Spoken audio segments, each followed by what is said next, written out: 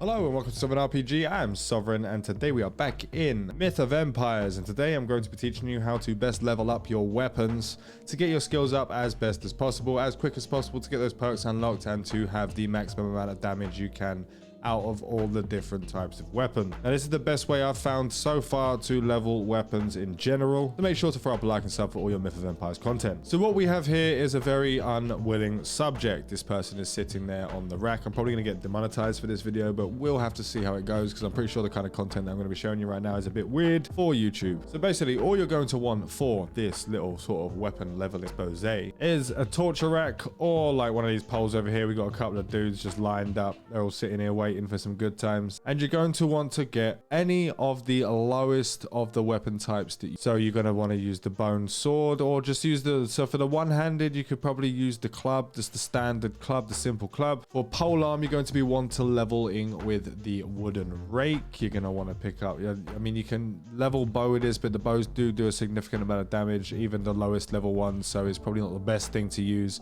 There are other better ways to level bow, like shooting an elephant from down a cliff, etc, etc. This is for mainly your melee weapon, one-handed, polearm, and two-handed. Now there will be a guide for actually taming NPCs, recruiting those NPCs, getting them on a rack, actually doing it properly, but for this guy we're just going to show you how to get the best weapon XP possible. You're going to pull out your lowest level weapon of your one-hander. Now polearm is pretty much standard for PvP. It is one of the best weapons for PvP. You can knock people off horses, you can actually stop horses in their tracks, you can do serious amounts of damage to horses, which is some of the biggest points of actually in PvP. Everyone's got a horse, and if you don't got a horse, you're going to be spending a long time running from A to B. So if you want to sort of pick the best weapon, if you want my advice on what the best weapon is currently, melee wise, if you want to be on horseback, or if you're going to be attacking people who are on horseback, go for the polearm. If you're on foot and you're going to be running around doing bases and stuff, one-handed is your best bet. So what you're going to do, you're just going to stand here. I'm going to show you what my level is right now in polearm. It's 221. I haven't been leveling my weapons up at all. I've been doing my recruiting and taming and planting and doing all the sort of crafting stuff first before I level my weapon. So once this person is tied up to the rack, you're just going to want to sit here and beat her. So we're at 221. What you really want to do is get your skill. When you actually do whatever skill you want to be leveling up at the time, if you're going to be farming the same skill over and over again, I'm actually missing now for some reason. I just want to talk about quickly what you should actually do when you're going into doing these skills. So if you want to level up your polearm, you're going to want to put like maximum amount of skill points in there. I've got skill points in other things.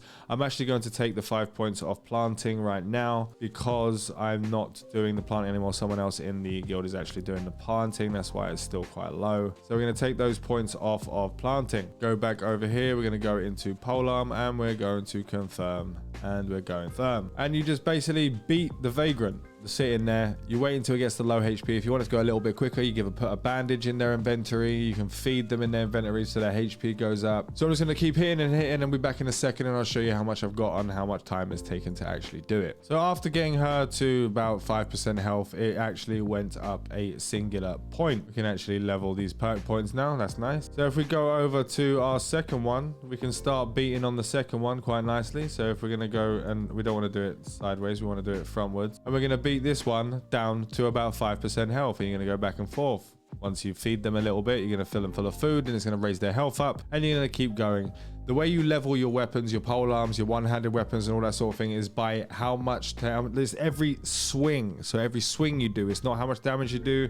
It's not, there's a lot of things that are not involved that a lot of people think is involved. It's how many, it's just swinging. And every time you swing and do damage to something, anything. So that person's gone down to 5%. Go over here and this person's leveled back up and they are back at this level. Now, if you want to get the first 200 to 300 levels, this is a really quick way of doing it. It's going to be slow later on.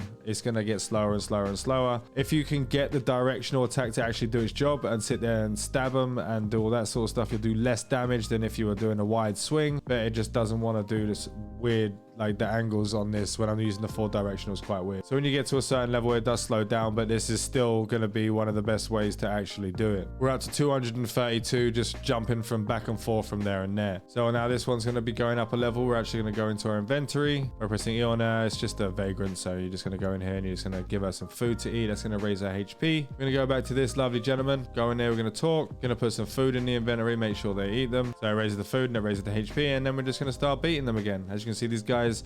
There are different ways they're doing. Right now, the gentleman on the right hand side is punching person to death. This is going to level up your recruiting. This is going to level up your weapon of choice that you're using, or your physique. If you're using fists, you're going to be doing multiple things. So every time you hit, it just levels up a lot. So, oh god, I accident. Oh no, and I murdered it. Oh, I overswung. Sorry, mate. Next one. I was too busy looking at something else on the screen that was coming up, and I just wasn't paying attention to the health bar.